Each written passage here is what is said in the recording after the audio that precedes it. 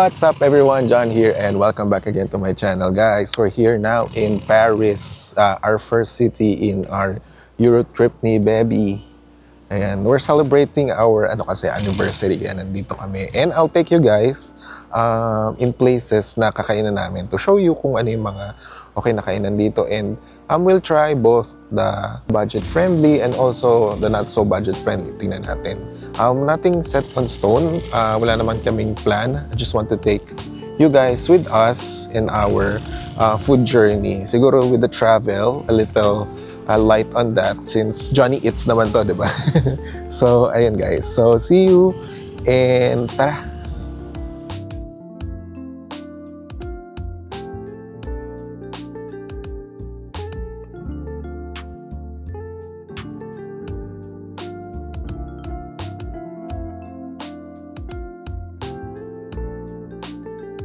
Ayun guys, so breakfast muna kami after touring yung Sacré-Cœur, yung simbahan kung saan namatay si John Wick. So ayun, we just stopped here sa harapan actually siya mismo ng church. It's called Les Studio Cafe. So syempre ang ito try natin ngayon is crepe. And we got their hot chocolate. Isa sa mga famous dito sa Paris. Although I know there are other spots na mas masarap daw and mas thick na chocolate. Pero for now, let's try here para may comparison din tayo, diba? So, ayan siya.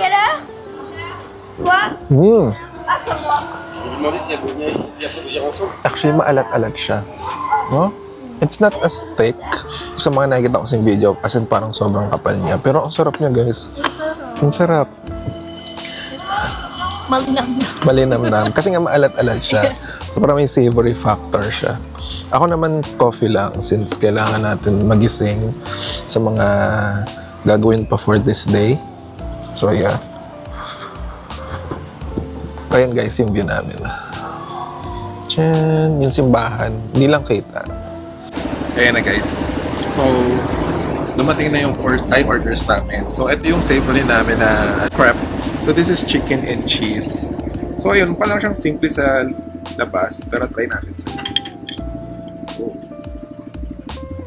Actually, matagal siyang ginawa. Parang more than na kami dito. 15 minutes, pero I guess. Medyo malamig pala dito guys, sa mind you. So, ayan siya sa loob.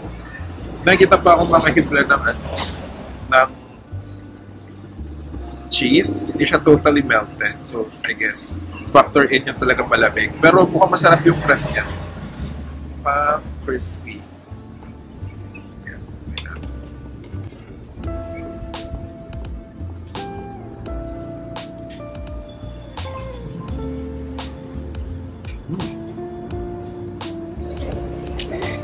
Ang lambot ng ano niya guys. Yung chicken. Tapos natural lang kung ginamit nila na cheese. Parang emmental. Yung alat niya sakto lang. Hindi gano'n ka-alat. Pero overloaded sa cheese. And chicken na din. And parang crusty yung ano niya, yung crepe niya. Crusty on the outside pero chewy pa rin on the inside. Ito guys yung sweet naman na nakuha namin na crepe. Bali, chestnut cream siya. So, tignan natin ang last. Ano yung Tagalog na ng chestnut? Kastanyas. Kastanyas. Tignan natin.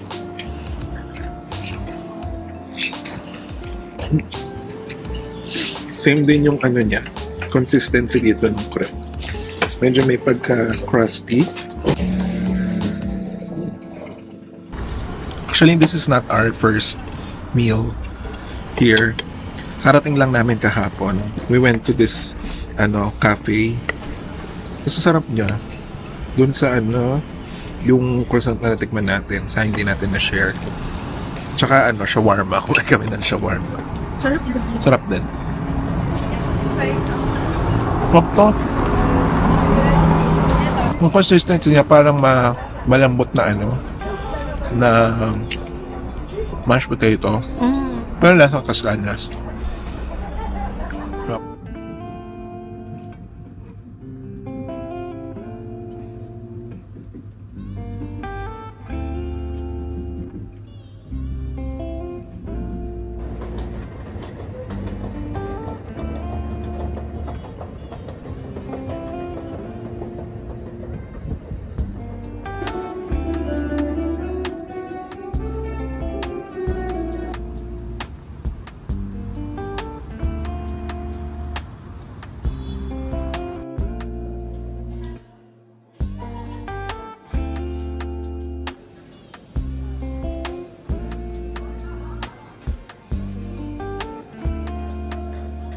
Okay guys, so kakagaling lang namin sa Champs-Élysées, tapos nag-shopping, konti lang.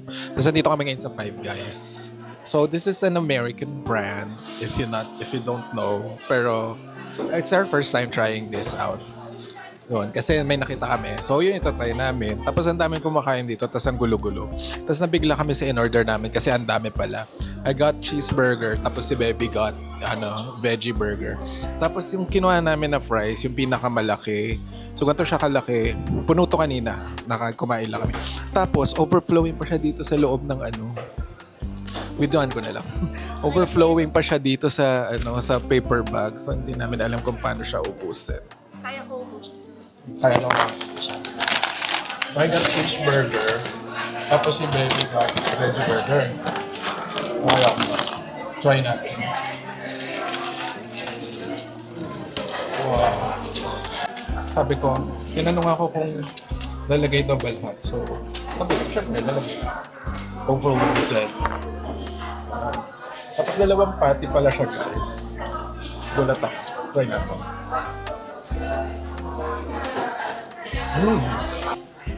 Very pa siya. Ako niya, medyo may pink pa siya. Which is okay lang natin. Kasi ganun talaga yung standard for burgers. Ayoko yung masyadong well done. Kapal na meat. Dalawa. Kapal na nga siya tapos. Dalawa pa. Medyo nabigla din kami sa price. Pero okay lang. First time, first experience. Yung lasa. Pero puro lang yan din. All veggie, all... So, basically, kung ano yung nandito, tinanggal yung patty. Tsaka, tsaka cheese. So, hindi ko natitikman, guys. Kasi hindi naman siya. Kaya mas mahal sa akin ng 9 euros. Kasi sa 5 sa akin 12. Tapos may libreng money pala. Hindi ko buka. I think kahit isang burger lang na kainin mo, super busog na. It's just that Isang burger. kung isang burger, busog na pa. Then we got shake. Yung unang choice namin was vanilla. Tapos, kahit na namin may choice na Biscoff, favorite namin Biscoff. So yun yung ito-try namin. Medyo maalat na yung peanuts nila.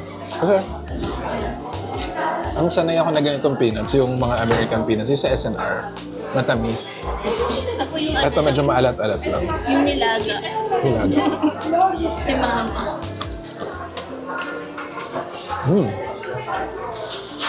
Very good. Nagulat kami nga sa size. So, not sure kung kakain pa tayo mamayang gabi. Nang madami. Hindi na. Pwedeng hindi na. Pwedeng muna.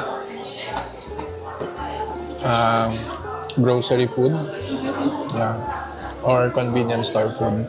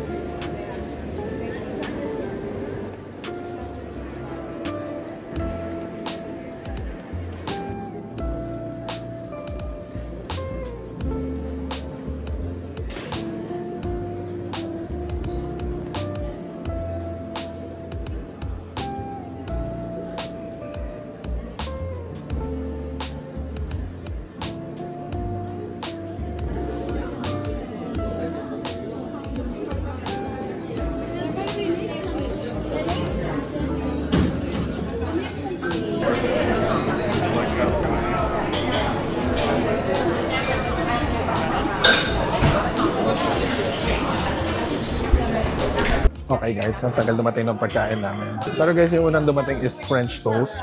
Kinuha namin flavor is pistachio. So ayun, try natin siya.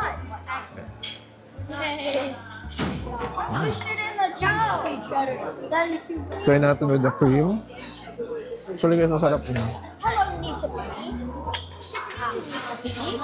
Ang sarap ng sauce. purong-purong pistachio. I think yung ginamit nila dito is pistachio na talaga siya. Tapos dinurog. Wow.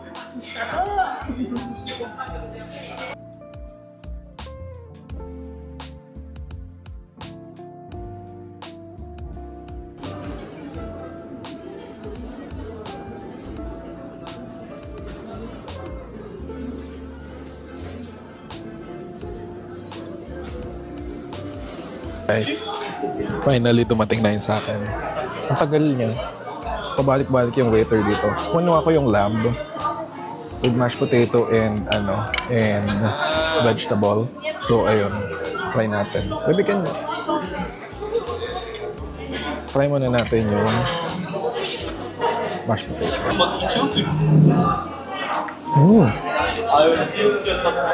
Sarap ng mashed potato niya. Isang tawag dito. Kalasa niya yung sauce ng lamb.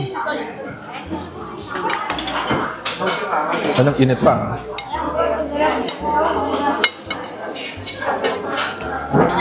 Trying now the lamb, guys. Sobrang lambot niya.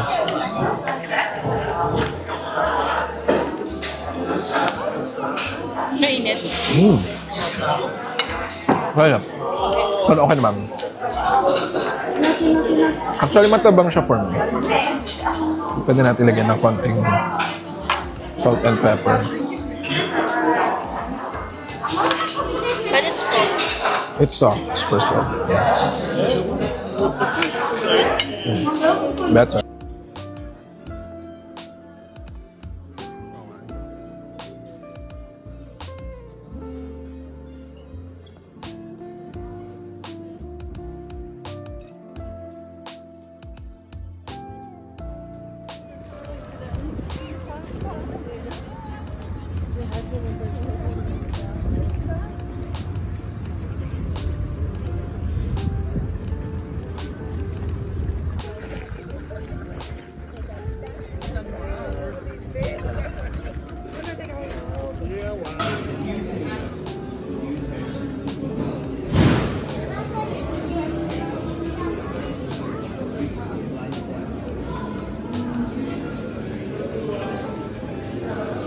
For this time, guys, magpipiknik na lang tayo dito sa labas. Actually, pwede magpiknik dito, guys, tipid tips. Hindi lahat ng taong pupunta dito alam siya. Pero may makikita ka ilan-ilan nagpipiknik dito. So, pumunta kami dito sa restaurant named Madeline. So, I got sandwich. Tapos si Baby got quiche. So, ayan pakita natin. Tingnan niya, ang ganda. Diba? So, sa akin, sandwich. Parang beef, siya. More on beef, gulay, ganyan. Ayan siya. Yeah. And baguette, syempre. Maliit na baguette. Pero baka hindi natin maubos. Game. Ang laki.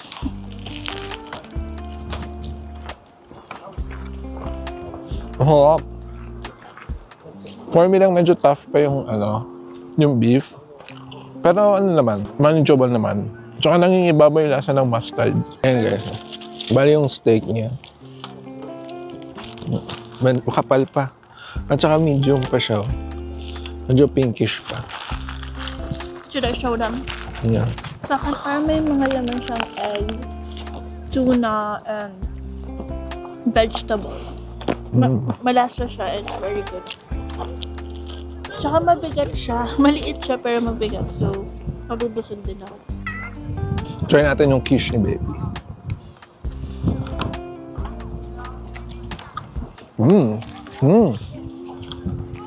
Sarap na. Lasang lasa yung butter. Parang binuhusan ng butter. Parang masarap. Sarap.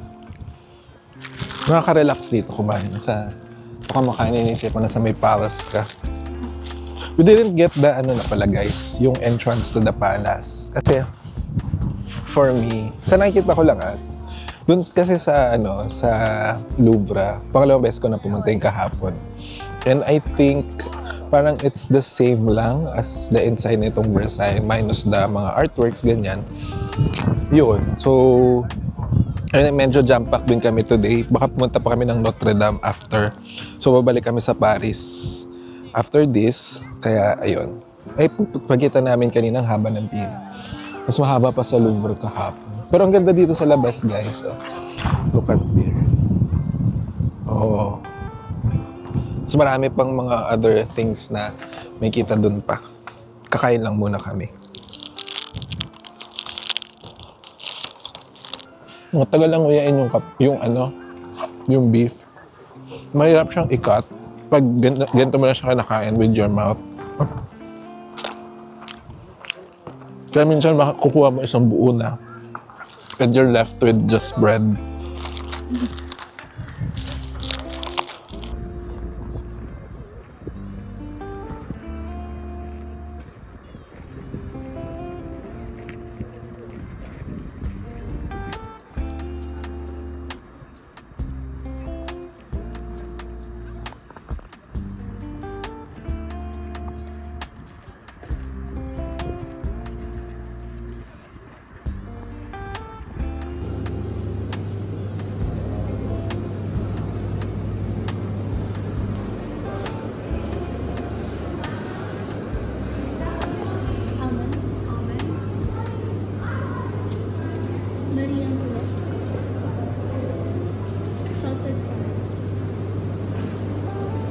One more. The last one.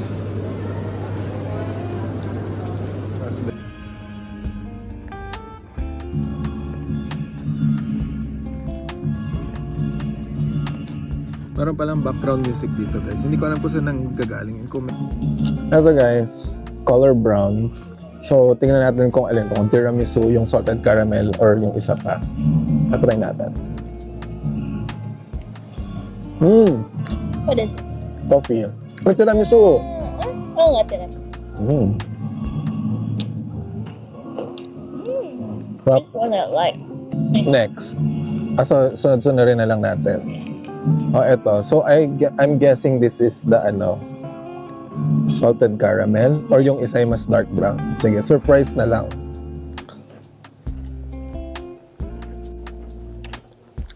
Alam ko na, naalala ko na. Almond. Ang sarap.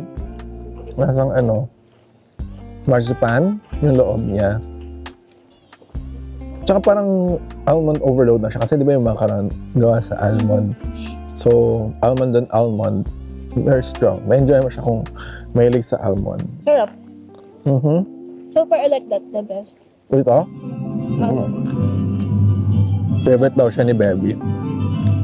Guys, yung Marie Antoinette, it's color blue with black tea. So I guess this is tea flavored.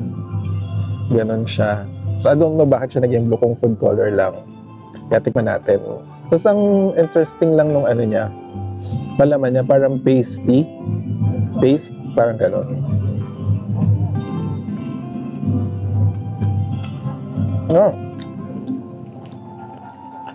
Parang kumakain ng tsaa. Tea. Ang weird ng lasa for me. Bebe nakapikit. Ninanam na.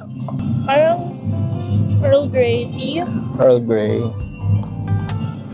Yeah, yun yung nalalata. Parang gusto ko tong unahin para tuloy ko masarap kasi yung last. Ito raspberry, guys. Raspberry.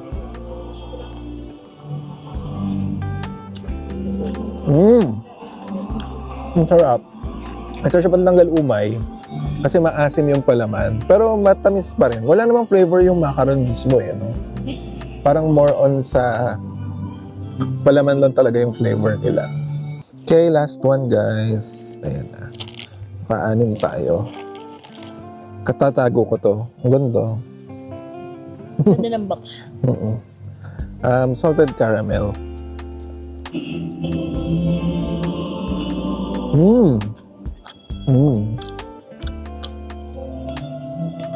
Sarap. Is it the best? Yes, for me. Lasang yung honeycomb. For me, ganun yung nalalasahan ko. Yung bitterness niya, bagay na bagay, very balanced dun sa tamis nung pinaka-caramel at saka nung pinaka-biskwit, pinaka-macarot. Ano mo nagustuhan? Ano na? Na-overload na ako sa flavor.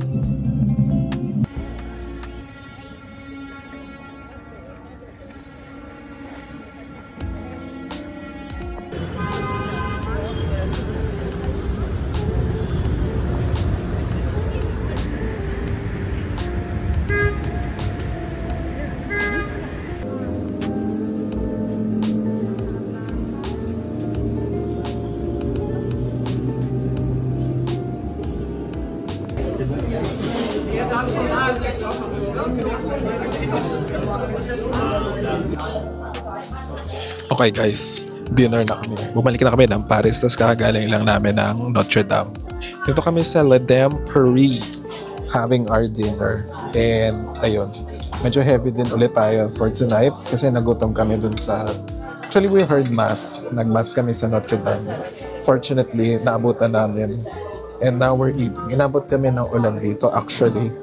Kaya, ayun. So, kinuha ko guys is beef bourguignon. With potato gratin. So ito siya, ang laki na guys. So actually sulit siya for the price. So try natin.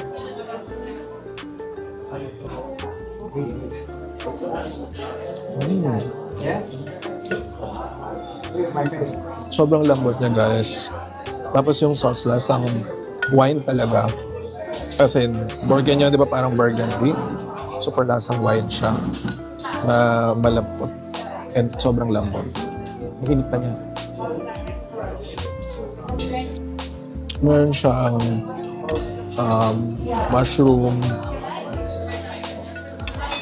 carrots. Meron siyang mushroom, carrots. Tapos may mga small onions pa nga to alam ko. Ayan.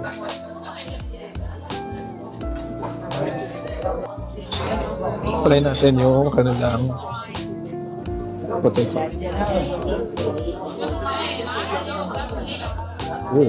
Ayan siya. Basically gratin, para siyang layered potatoes. Tapos may cream in between the layers. May init pa niya, umusok pa. Masarap. Tapos lamig pa sa labas yung una.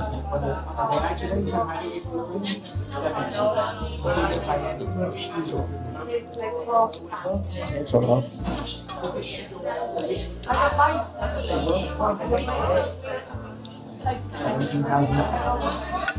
Yung potato gratin guys, ang sarap. Sobrang malasa yung mga cream niya sa gitna. Tikman natin yung spaghetti ni Baby.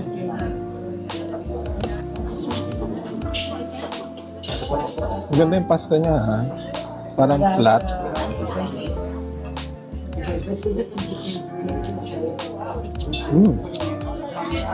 Parang matabang siya for me. Pero pwede mo naman lagyan siya ng salt and pepper. Pero hindi siya tinapad sa sauce, at saka mukhang purong meat yung sauce niya.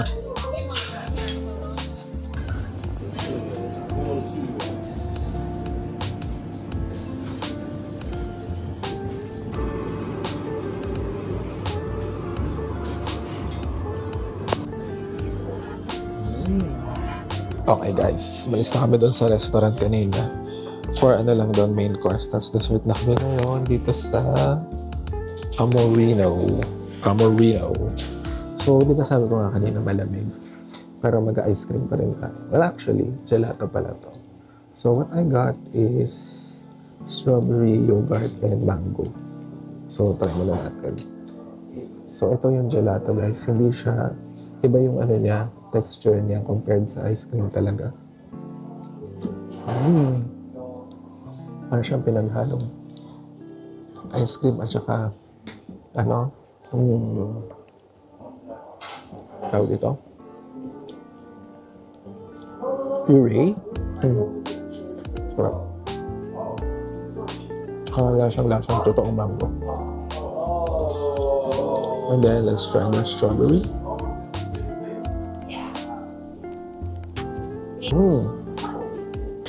Sarap. Masim-asim siya. Actually, nasuya ako kanina dun sa meat kasi puro meat nga eh. Kaya lahat na in-order ko, fruity taste, tsaka maasim. Panatanggal ko. Bambi got hot chocolate kasi yun yung pinigrave niya kanina. And then yogurt. Sarap. Nasa niya yung sikat sa Pinas na yogurt, froyo. Tikman natin yung kay Baby. Siya, hot chocolate siya. Pero, ang tawag nito, premium? Something like that. Something like that. So, parang siyang cream sa taas. Iba yung cream nila dito, guys. Sobrang thick. With pistachio sauce sa taas.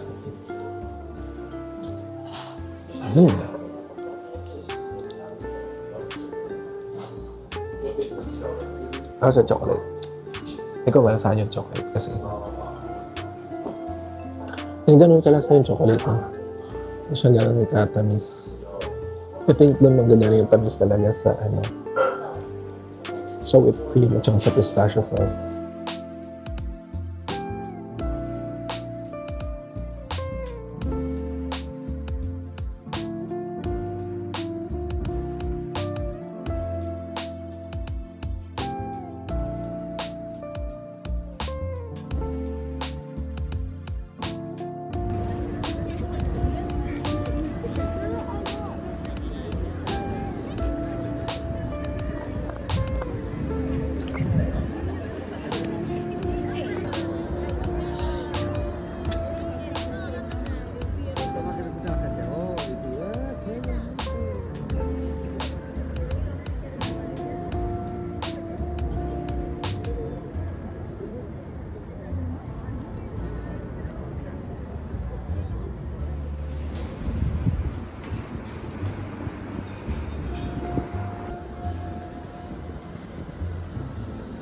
Hi guys, so ito na kami, last day here in Paris and then we're transferring to a new city kasi hindi nasa France. So this is our last day in France for this trip. We're gonna have breakfast and then get a taxi to go to our ride going to the next city. So ayan. Okay guys, so nandito kami dun sa kinana namin na bakery nung first day namin dito. So super sarap na yan. Pinuha namin. Sa akin is Swiss, pan Swiss. Ewan ko ba siya naging Swiss. Tapos yung baby is just their classic croissant.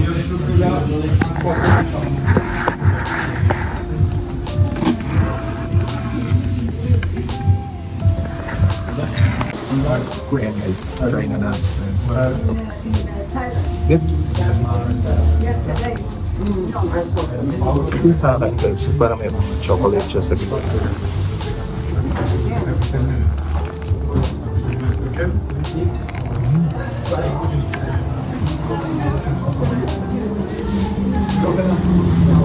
So chocolate bar siya.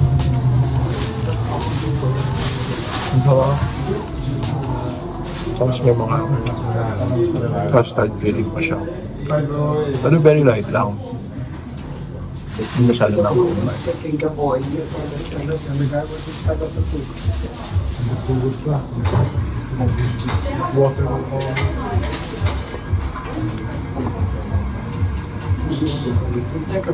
Ayun ang sarap ng texture niya. Kasi yung pan-crack ng pastry ay ganito.